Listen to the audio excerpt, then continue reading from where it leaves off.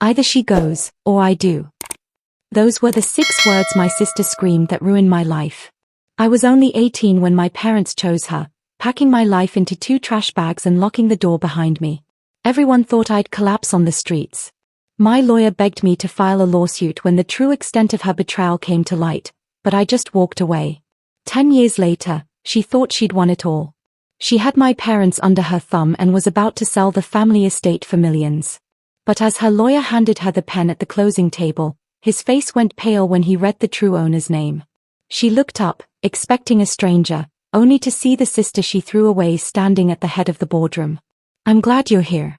Follow my story until the end, and comment the city you're watching from so I can see how far my story has reached.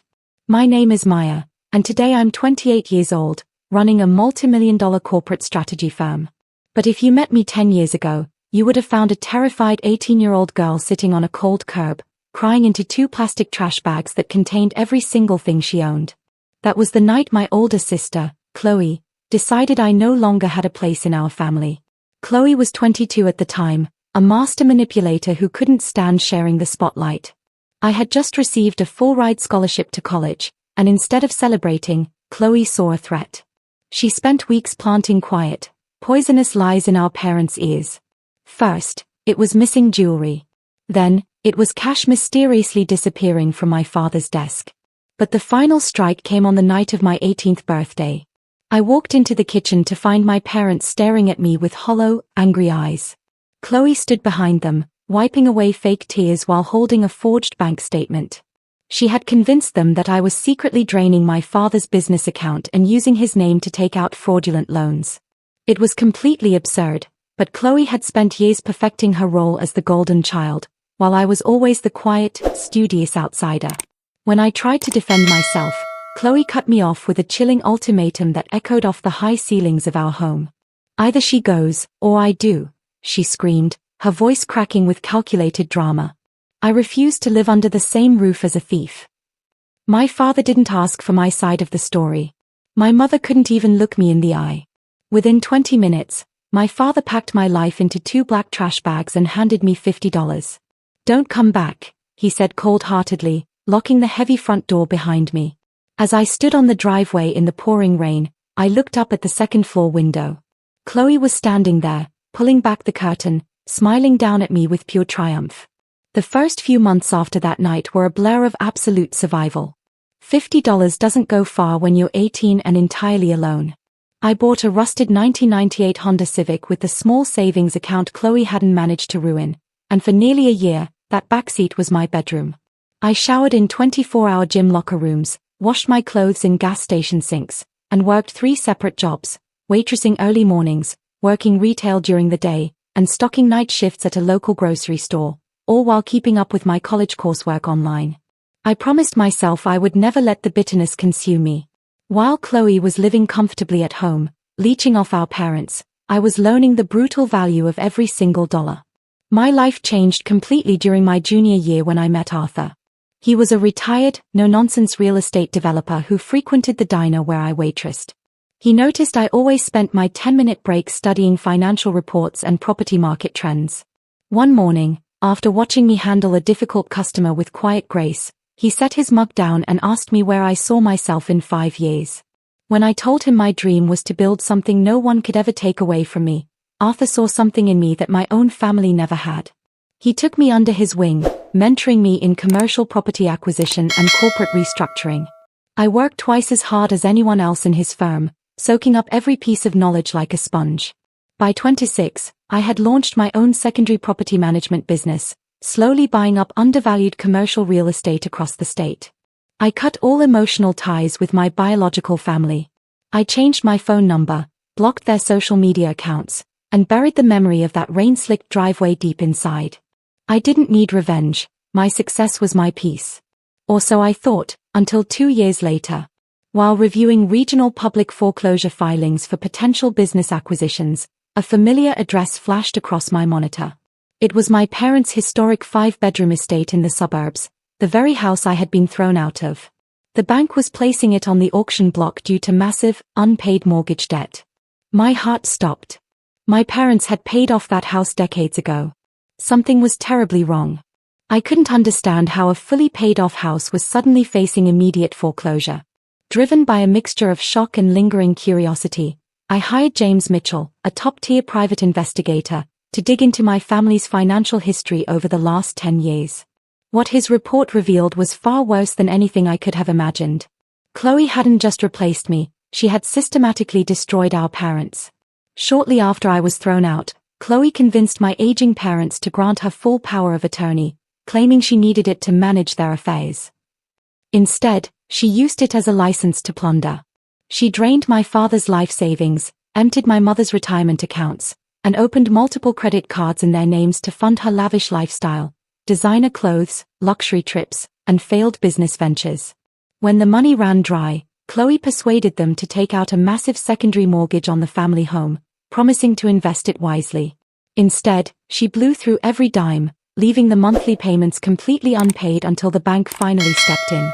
My parents, now in their late 70s, were completely broke, isolated from their friends, and living in squalor inside a house that was falling apart around them. Meanwhile, Chloe had devised a final, ruthless master plan.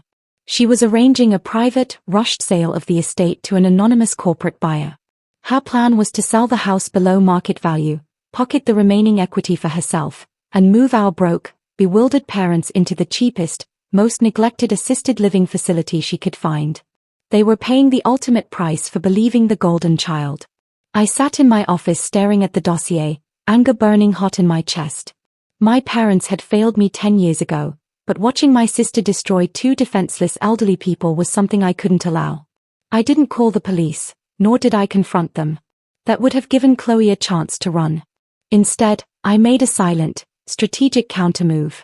Using a secondary holding company I owned, I privately approached the lender holding the defaulted mortgage debt. Within 48 hours, I paid off the entire outstanding balance in cash, quietly acquiring full legal title to the estate. Chloe thought she was walking into a routine real estate closing to finalize her heist. She had no idea I was now her landlord. The closing took place on a rainy Tuesday morning in a high-end corporate law office downtown. As I sat in the adjoining private conference room, I watched through the tinted glass as Chloe marched in, wearing a tailored designer dress she clearly couldn't afford. Behind her shuffled our parents. They looked hollowed out. My father's shoulders were permanently hunched, and my mother's hair had gone completely snow white. They looked broken, dragged along like silent props in Chloe's final cash grab. Chloe sat at the head of the table, tapping her manicured nails impatiently on the mahogany surface. "Let's speed this up," she told her closing attorney. "My parents are tired, and I have a flight to catch this afternoon." Their lawyer pulled out the final deed transfer papers, clearing his throat. "Before we finalize the liquidation, there is one formality. The lien holder and ultimate purchaser of the debt requested to sign the final release documents in person." Chloe scoffed, rolling her eyes. "Fine, whatever. Tell them to hurry up." I waited 3 seconds, smoothed down my suit jacket, and pushed open the heavy double doors. The silence that fell over the room was absolute. My mother dropped her pen, her breath hitching in her throat. My father blinked rapidly, staring at me as if he were seeing a ghost. But it was Chloe's face that made every single second of the last 10 years worth it. The color drained from her skin instantly, leaving her sickly pale as her jaw hung open in horror. "Maya," my father whispered, his voice cracking with a decade of buried pain. "Hello, Dad." "Hello, Mom," I said softly, my voice calm and controlled. I walked to the head of the table, resting my hands on the leather chair opposite my sister. "What are you doing here?" Chloe shrieked, jumping to her feet, her composure shattering into desperate anger. "Security! Get this thief out of here. This is a private legal transaction." "Actually, Chloe, it's my transaction," I replied coldly. My attorney stepped forward and placed a thick manila folder on the table. "For the record, Miss Whitaker, your private buyer pulled out 48 hours ago when the mortgage was bought out. The entity holding the full legal title and primary deed to the estate is Vance Holdings. And Maya Vance is the sole owner." Chloe gasped, spinning toward her lawyer. "Is this a joke? Tell me she's lying." Her lawyer read the bottom line of the title deed, turned completely pale, and slowly shook his head. Chloe looked at me, her eyes wide with frantic rage, but before she could open her mouth to scream, I dropped the second dossier onto the table with a heavy thud. Inside that folder, I said, leaning in close, is 10 years of bank fraud, forged power of attorney documents, and elder financial abuse. Every dime you stole from mom and dad is documented right there. Chloe stumbled back into her chair, trapped. You have two choices, I continued, my voice steady as steel. Option 1, you sign over all medical and legal care rights for mom and dad to me, and you sign a full confession of financial liability. Option 2, I call the district attorney right now, and you leave this boardroom in handcuffs. Chloe's trembling hands shook so violently she could barely hold the pen, but she signed every single document. She knew she was defeated. With no money left, massive personal debts, and the threat of prison hanging over her head, she walked out of that boardroom with nothing, completely exposed and ruined by her own greed. Once the doors closed behind her, the heavy silence returned. My mother burst into tears, covering her face, while my father slowly approached me, tears streaming down his weathered cheeks. Maya, we are so sorry, he choked out, his voice filled with overwhelming shame. We were blind. Can you ever forgive us? Looking at them, I realized the anger I'd carried for 10 years had finally vanished. I didn't move back into the house, but I fully funded a peaceful, comfortable living arrangement for them where they would never have to worry about Chloe or money again. I saved them, not because they deserved it, but because I refused to let my sister's cruelty define who I was. Building my own life from nothing was the ultimate victory. I didn't need revenge. Becoming completely unshakable was the best response to everyone who ever doubted me. What would you have done if your family chose the wrong child and threw you away? Would you have saved them, or walked away forever? Let me know in the comments below, and don't forget to like and subscribe for more stories.